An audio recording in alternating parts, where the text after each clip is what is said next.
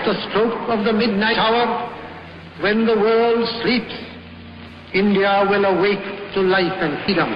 1929 में जब the then Congress president Jawaharlal Nehru called for पूर्ण Swaraj, that is complete independence, the date picked was January 26.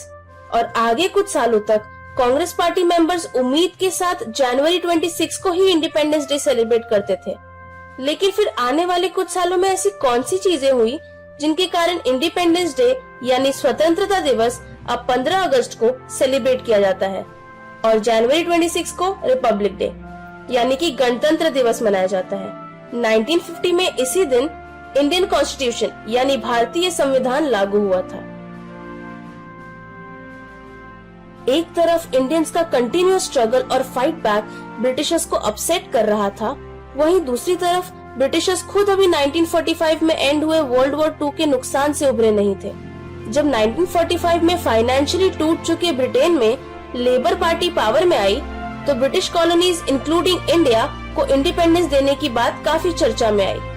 1947 में Lord Mountbatten India के last viceroy बने और उनके ऊपर ब्रिटिश पार्लियामेंट द्वारा प्लान किए ट्रांसफर ऑफ पावर को एग्जीक्यूट करने की रिस्पॉन्सिबिलिटी थी and that to by June 30, 1948। लेकिन फिर इंडिया में बढ़ते कम्युनल टेंशंस और वायलेंट एक्ट्स के वजह से माउंटबेटन ने प्रोसेस को क्विक करके 15 अगस्त 1947 की डेट चुनी।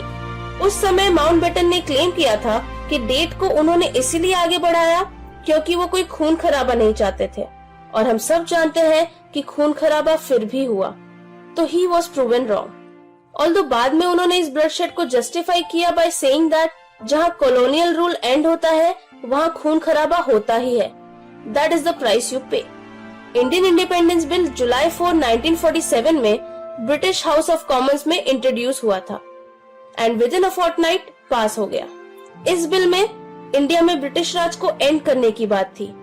इसके अलावा इंडिया को 2 नेशंस में बांटने की बात थी, इंडिया और पाकिस्तान, और ये दोनों अब ब्रिटिश कॉमनवेल्थ या कॉलोनीज का पार्ट नहीं होंगे, ये मेंशन किया था।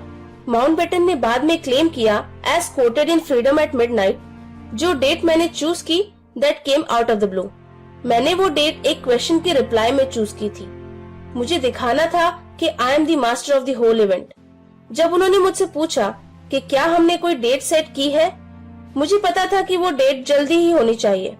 उस समय एग्जैक्ट डेट तो मैंने नहीं सोची थी, लेकिन इतना पक्का था कि डेट अगस्त या सितंबर की होगी और फिर मैंने 15 अगस्त चुना। क्यों?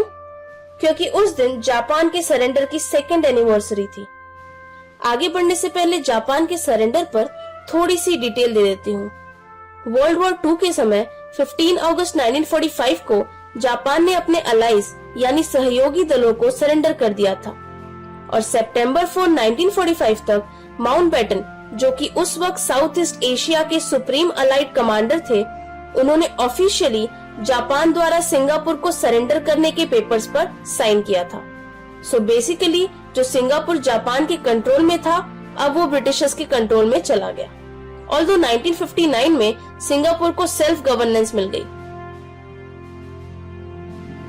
इंडिया का इंडिपेंडेंस बिल 15 अगस्त को ब्रॉडकास्ट हुआ और यही इंडिया और पाकिस्तान का इंडिपेंडेंस डे बना। पाकिस्तान को फर्स्ट टाइम एड्रेस करते हुए जिन्ना ने कहा, अगस्त 15 एक इंडिपेंडेंट और सोवरेन कंट्री पाकिस्तान का जन्मदिन है।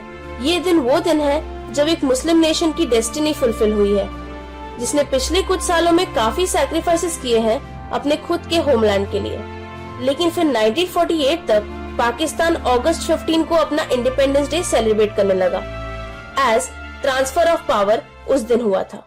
So thank you so much for watching, guys. If you like the video, do hit the like button and share it with others. And also, don't forget to subscribe the channel.